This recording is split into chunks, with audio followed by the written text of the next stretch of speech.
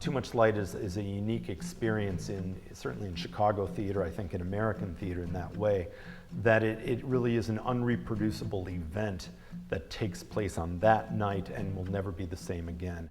It's theater that you have a dynamic relationship with. It's performance that never stops acknowledging that you're there and you're part of the equation. You can go to any type of theater and sit there and watch the show, but this isn't one of them.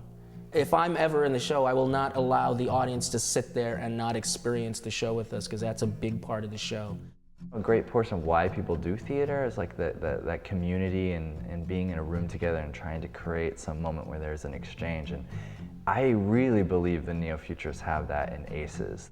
There's a perception that the arts and theater specifically just isn't germane to people's lives, and I think this is a really good example of why it is and why it brings people together. And I think that makes for a really strong community, and I think it makes a strong argument for why theater is so important today.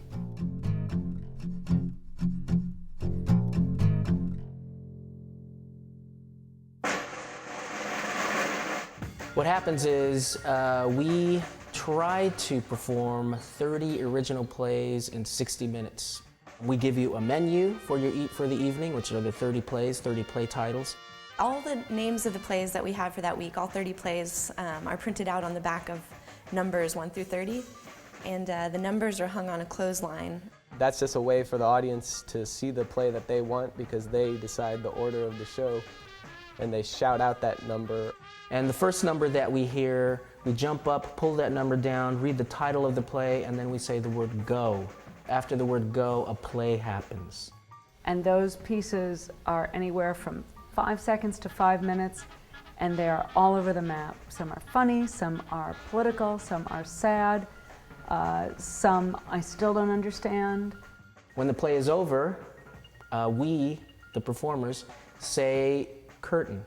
And hopefully we get through all 30 in 60 minutes. If we don't, then you see 60 minutes worth of Too Much Light Makes the Baby Go Blind. Once there was a group of people sitting in a dark theater. Some of them had been to the theater before. Some of them had sat in the dark before. Too Much Light plays are pretty much written individually. We each, by Sunday night, we know how many new plays have to go into the show for the following week. We roll a die on Friday and Sunday. We take the total of those two numbers, and so anywhere from 2 to 12 plays get changed out every week. The great thing about the show is that you've never seen the show twice the same way.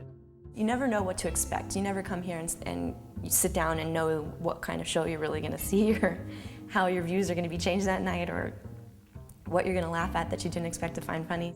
Like the roller coaster, like just across the spectrum of like the emotional ride of the show, which is exciting. I love when we can do that, when we can make the audience laugh and a second later make them startled. And I think it's that ability to turn on a dime that makes the show so engaging. We think of ourselves as a living newspaper that reflects whatever's going on in the world as well as in our own lives. I think a lot of the audience gets to know us very intimately because we're expressing our own experiences of the world. Sometimes we come to rehearsal and something big has gone on, like an election or some kind of big catastrophe or some big news item, and 3 or 4 of us will come in with our own take on whatever that news event was. The basic aesthetic of the show comes from a place of personal honesty, but it's not just in that we're talking about ourselves and we're telling truths about ourselves. We're also trying to be as honest as possible with the art itself. We don't pretend that we're anywhere else but inside a theater. We are always ourselves. We are always, we refer to each other by our names on stage.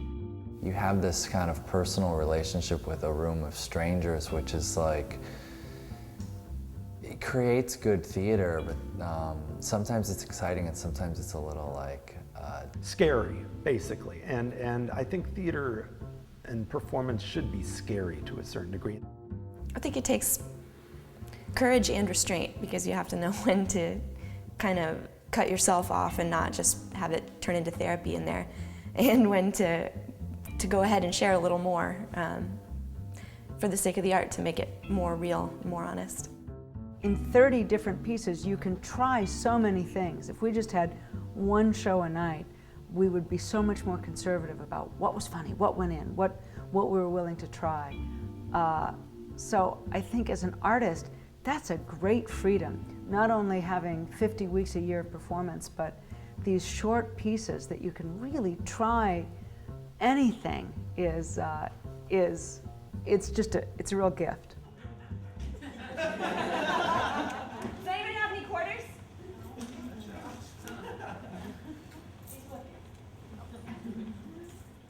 When we do a show, especially Fridays and Saturdays, it's maybe not like a traditional theater audience in a way that, like, I don't know, people don't have to dress up when they come here, so maybe that's what I gauge as a traditional theater audience. They're not wearing slacks. I find that it is an art form that very much appeals to everyone, no matter what their age, race, racial background, sexual orientation, all these things. I think people feel very embraced and open and honest and connected here. I think a lot of people have decided, for whatever reason, that they don't like theater. They're not going to see theater, but they'll come see this. And maybe that leads them to going to see other shows. I have a lot of people who say, you know, I never saw theater until I saw your show, and I don't know whether it's because it's late night or it's an hour long, but it feels approachable. One of our main goals is that theater should be accessible and intimate. And so something to remember is that this is a really cheap show. And we try to welcome everybody, and that's why I think we've got the audience that every other theater company in the country would kill for. The thing about the show is that it's so low maintenance that we can do the show anywhere almost. Our first tour was to New York City in 1991. Gigs are sort of one night only sort of things. We'll do a show at a college, and tours are longer. I've toured all over the country from Seattle to Houston to Louisville. Just recently we were in New Jersey. The last place I went to was Beaver Creek, Colorado. Some regional theaters in America like Jiva in Rochester, out to Woolly Mammoth Theater in DC. To Romania, to England. The Fringe Festival in Edinburgh, Scotland. You know, the audience seems to respond honestly the same way. They seem to really eat it up anywhere we go. They really feel the authenticity of what we're doing, and it makes for really, that unique sense of this experience really comes across.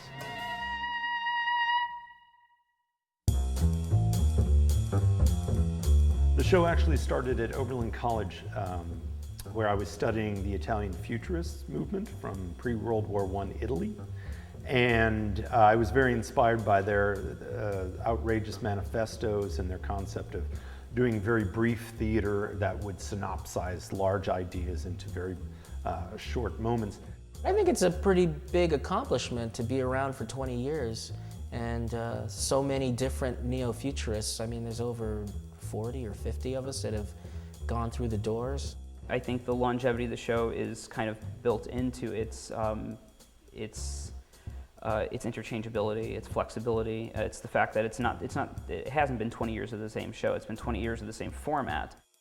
This show was started with no money, a simple idea, and very luckily just grew to be what it is. And I would hope that people look at that and say, I'm going to start doing something creatively. I'm going to think about what it is I want to do and how I want to shape it, and that we in some way inspire people to take the reins and make their own art.